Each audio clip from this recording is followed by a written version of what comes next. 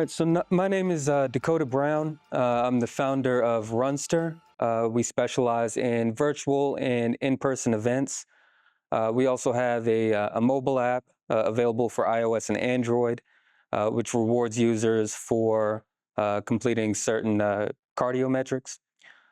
Um, so yeah, we're a four-person team. We have a founder, business development manager, a sales specialist, junior dev.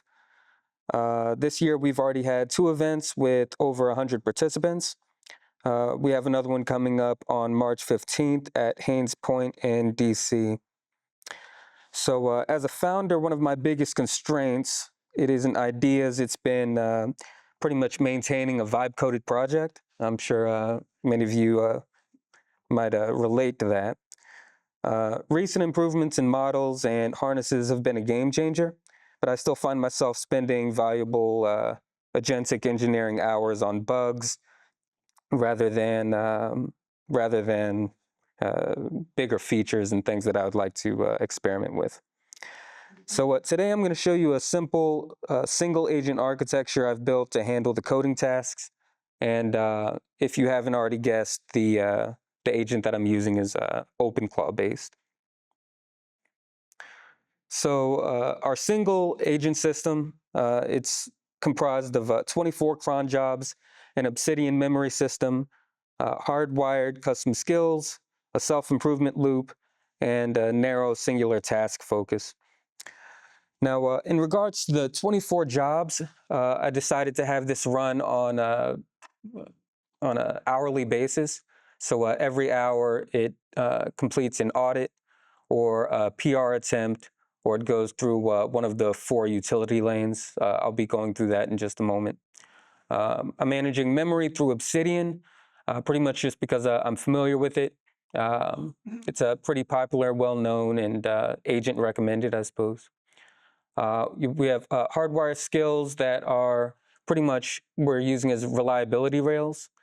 In the self-improvement loop, it's from, it was really inspired by auto research. And so I'll be going into that as well. And I think the narrow singular task focus really helps. A lot of people with their OpenClaw agents, they have it doing things like changing the heat of their bed, turning their lights on and off. They're using it for more broad use cases. But I've found a lot more, I found it a lot more useful as a junior dev and as a coding partner. My OpenClaw agent, his name is Larry. He works 24 hours a day, 7 days a week. The first 10 hours are audits. The next 10 are PR drafts. Every run has a strict result format so that we always know what happens. He writes comprehensive notes and proof files into Obsidian. He collects bug reports from Noster, and he feeds that into the queue daily. So if users are experiencing a bug on Noster, he can detect what's going on and use it to help with next PRs. And at the end of the day, Larry posts a scoreboard, a next day plan, and the idea is to have Larry constantly learn and grow in order to create better output. Again, so we chose 24 cron jobs because I wanted this thing running all day, 10 sensing lanes, 10 action lanes, 4 intelligent lanes to create a stable rhythm with broad coverage without requiring a bunch of multi-agent orchestration layers. The 10 audits and why we chose them. We chose a code audit, a design audit, a performance audit, security, health, simplification, docs, test plan, roadmap, and stats. Now, I guess if anyone were to try reproducing our architecture, we actually have a GitHub that we spun up, single agent architecture. So you can come here and if you wanted to use the code, modify the code, use it as a reference, you'd be able to create your own 24/7 code assistant. Right now we have me as like the final reviewer. So Larry isn't actually merging anything into the code. I decided to, well, I wanted to make that choice because I still wanted to stay in the loop. I didn't really want to close it off. I wanted to have the last thoughts and sort of go in that direction. And so, yep, the code audit, it catches logic defects. The design audit focuses around UI, but also the big architecture. Performance audit, it protects user experience, mainly focused on UX.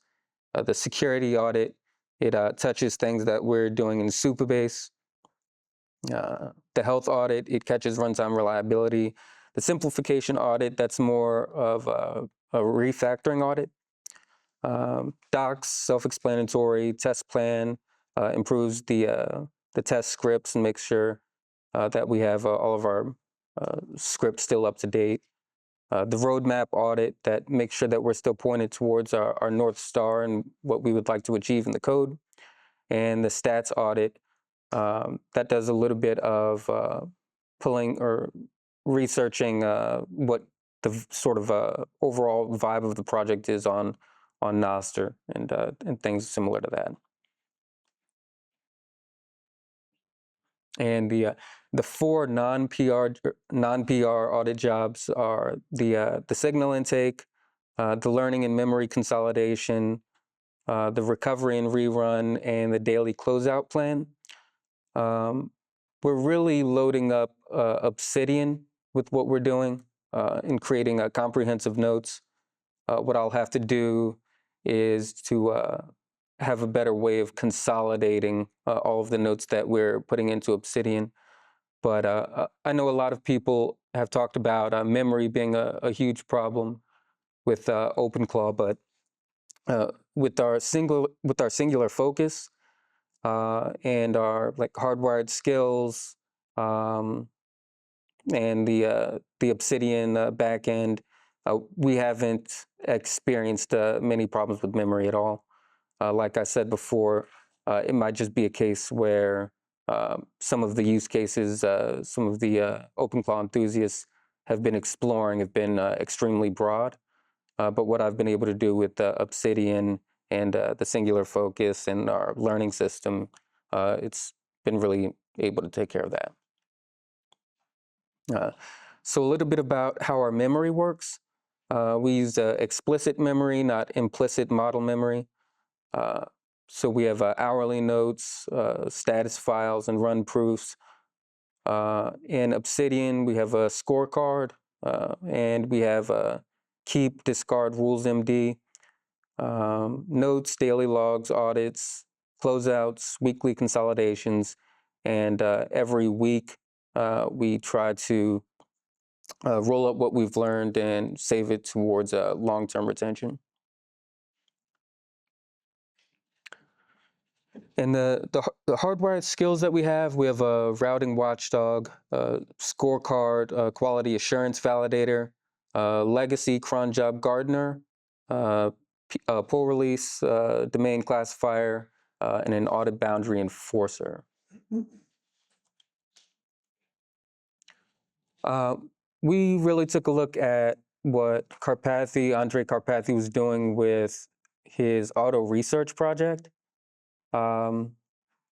This was a way of automating research tasks. And so what we've done is we've taken inspiration from that in order to update what we were doing with our system to improve its learning. Again, staying to a small scope, each cron running fixed time limits with clear pass and fail outcomes, keeping consistent logs, and treating instructions like code.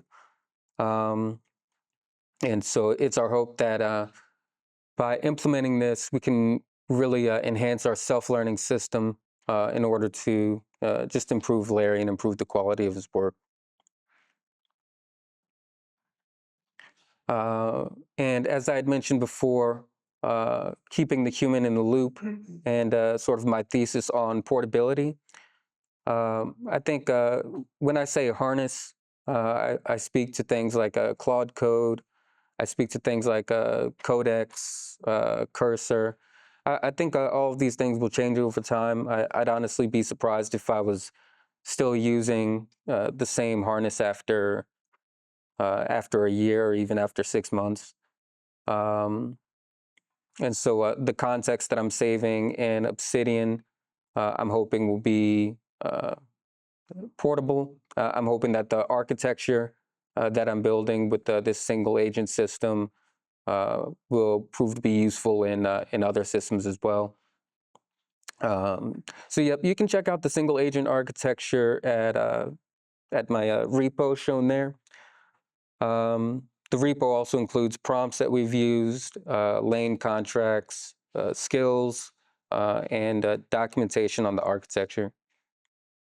So yeah, but I'm not trying to remove myself from the process.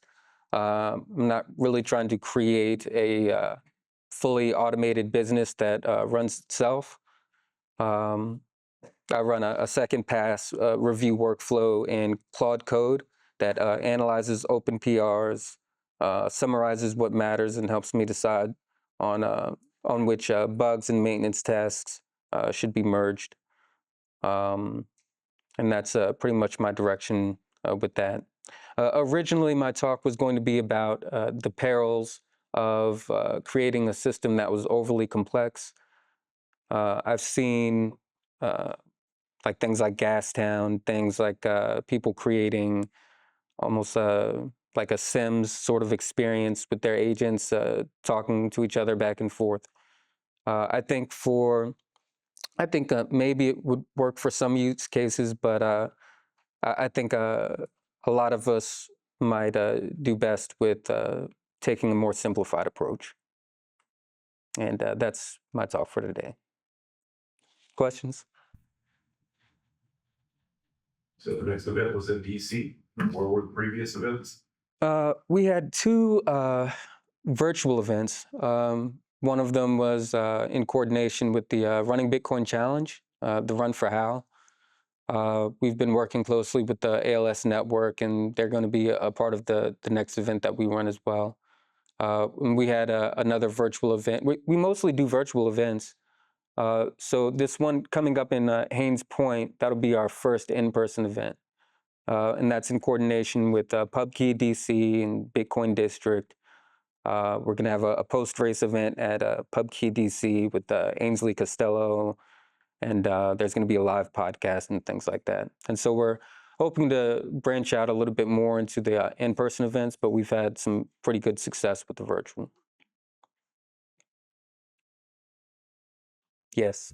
Yeah, I see that. So you're not removing yourself from the process intentionally. But the question is, I consider it such thing in the future when the models evolve, then AI replaces everyone. Do you consider it just an auto-merge in pairs? I mean, I could see that being a direction that things take, but I still like having a lot of like creative control over the process. I see it as being almost like my art project. And you know, I know people are creating like 24/7, like I guess like quote unquote AI slot factory sort of things, and yeah, I'd still want to keep like that human ingenuity piece in the loop. I'm not sure if I'd be able to compete with you know, the future of autonomous businesses. You know, just from like a human bandwidth sort of scale. But I'd love to explore what pieces, you know, like what pieces I'd still be able to plug myself into the system. And so that's what I think about that. Yes. When you are reviewing those PRs, do you feel like they are like, how on point are they with your system? Do you feel like they go off the rails still a certain percentage, or do you have them pretty much solved? Or It's pretty spot on. I think there is like some dead code that I have in the project, but I think over time it'll learn and get better in like in regards to like identifying that. But most of the PRs it pulls their spot on, and it's 10 PRs a day, and we have a scorecard that ranks which PRs are best, and if I end up merging more PRs on one topic, then it has an idea of it has like a recursive learning loop that like sort of like understands like what PRs that I'm accepting versus which PRs I'm not accepting, and so they've been pretty spot on. Mostly like bug finding, documentation things, like problems in like UX design. I might have it, and I could always audit the audits to make them a little bit more, uh, maybe a little bit more like robust, or like looking at some or some of the bigger things that we want to implement. But it was pretty much my way of maintaining a vibe coded project. Uh, it's gone through a lot of different implementations. It started off like the project started off as a completely different name. It was a Runster Rewards at first, but I think I'm pretty hopeful in it being able to help me maintain the project. Yeah. Questions? I'm curious if you've experimented with anything other than Claude Code. So right now, Larry isn't using Claude Code. He is just going into the thing by himself. I'm using Claude Code as the reviewer, but I've used Open Agents. I was one of the first users. I'm the Wild Hustle. I'm one of the first users of Open Agents, I guess. I remember you gave me the $20. I won like the $20 thing off of Stacker News. But yeah, I've used Cursor. I've used VS Code with Rue Code. I've tried Codex a little bit, but I think, and there's also something like Droid Factory, or something like that. So Larry uses the Claude API, or what does Larry use? Larry's using the chat or the OpenAI subscription. So Larry's using Codex. And so, Larry uses Codex pretty much because I was scared off of using Anthropic, because they said that they weren't like supporting like the subscription model for using OpenClaw and whatnot. And so we'll see how that goes. As far as like the subscription, I'd have to really see about like the API costs. Like not seeing, or knowing that the subscription isn't going to be around for long. I need to make sure that the system is optimized for like the API sort of route.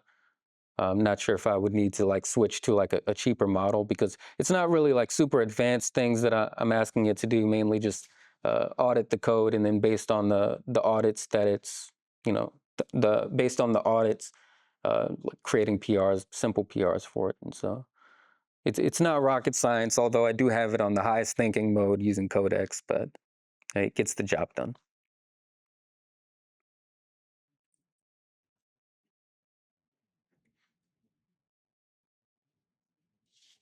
All right. Thank you.